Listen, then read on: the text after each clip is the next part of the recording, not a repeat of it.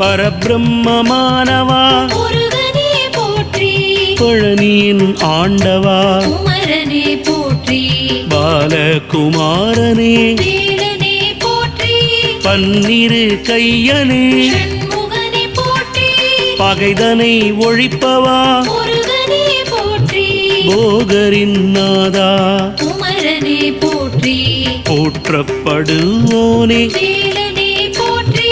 மறைகளின் நாயகா ஷண்முகனே போற்றி, மயில் வாகனனே முருகனே போற்றி, ஸ்ரீமகாசேனனே குமரனே போற்றி, மருதமலையான்